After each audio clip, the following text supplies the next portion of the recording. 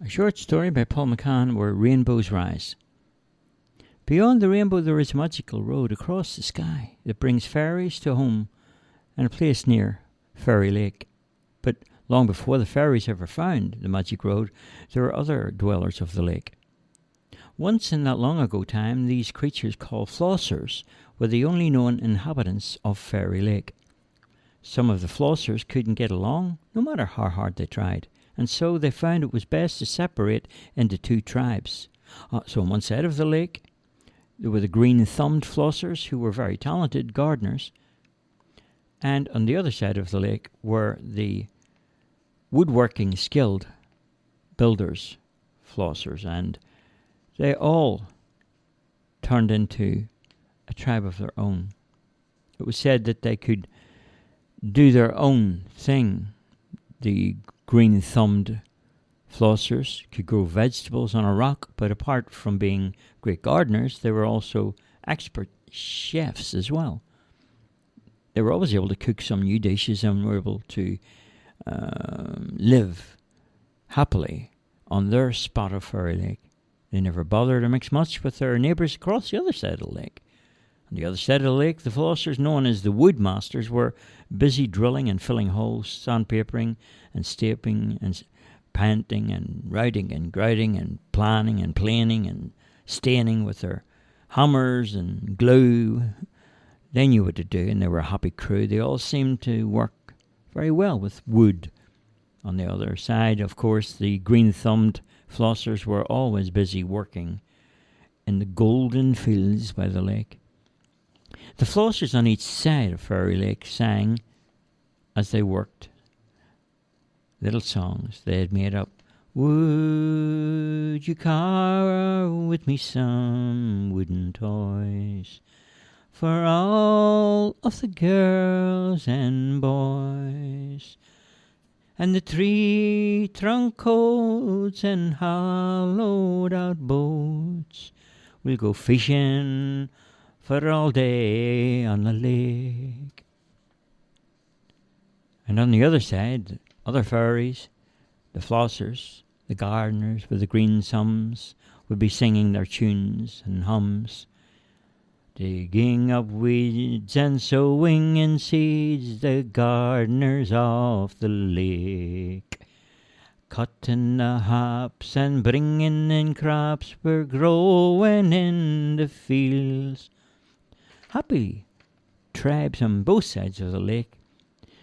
It was sad that they could never get along well together.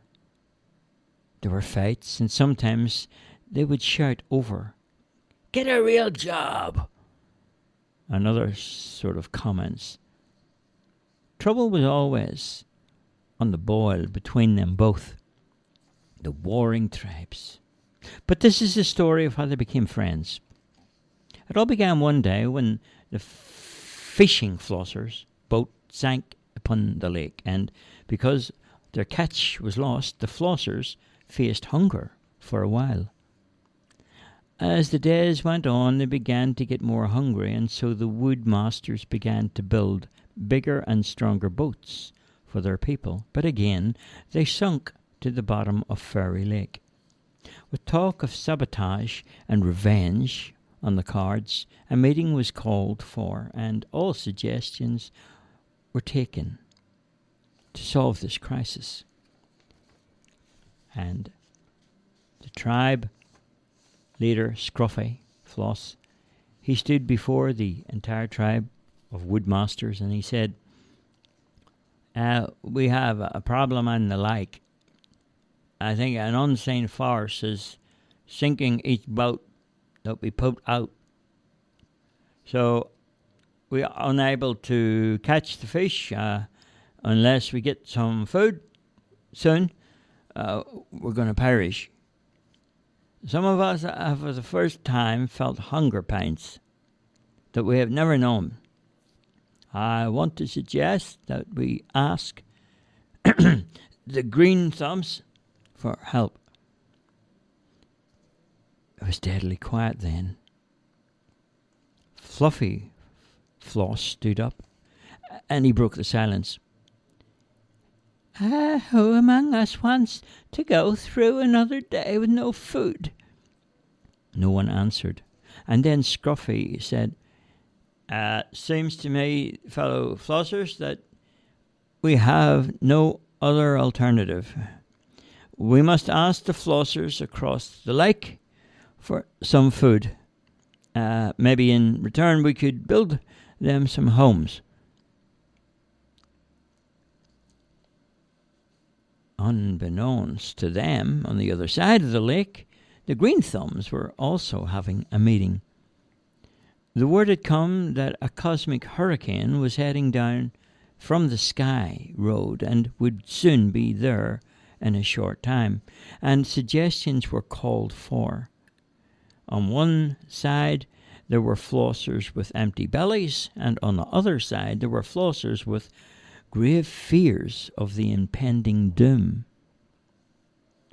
Teddy Floss was a popular spokesman for the Green Thumbs, and he stood up at the meeting and he said, my friends, I feel we must reach out to ask for help.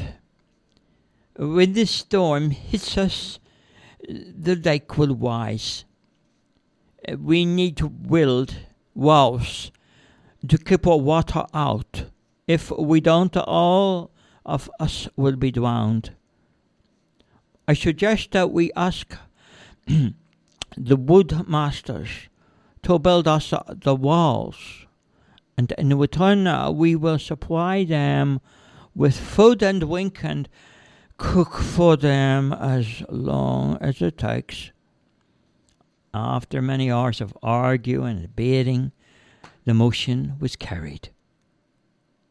The leaders of each of the tribes, they stood there on both sides of the river lake, and they signaled for a truce by sending over a white dove across the lake. The dove brought a message from each tribe.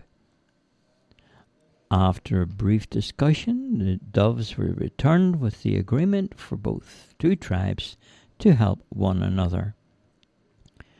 The work began fast. A bridge was built by the wood masters across Fairy Lake. They called it Rainbow Bridge.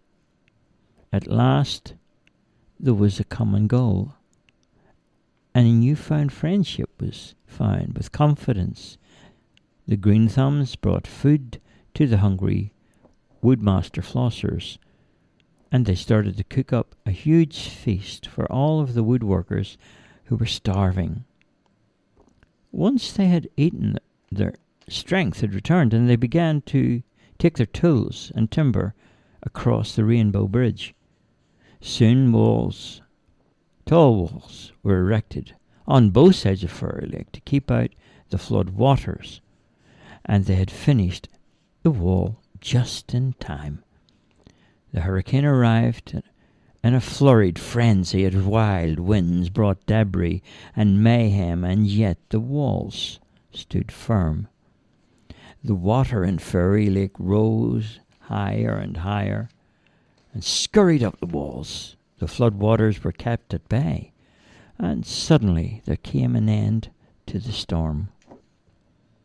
When the flood water had subsided, the flossers saw that something very special had happened. There were some new things growing on both sides of the lake. At first they looked like young trees, but as the days went on, pink fairy floss trees stood tall and proud all around Fairy Lake. It was as if some supernormal beings had left them a gift. Peace between the two tribes was now a reality. The flossers lived in peace and harmony all around Fairy Lake. Some other creatures, too, came instead. As the story goes, if you ever see a rainbow in the sky, remember that storms may come and go, but one thing never changes. We must all try to live together in peace. The end.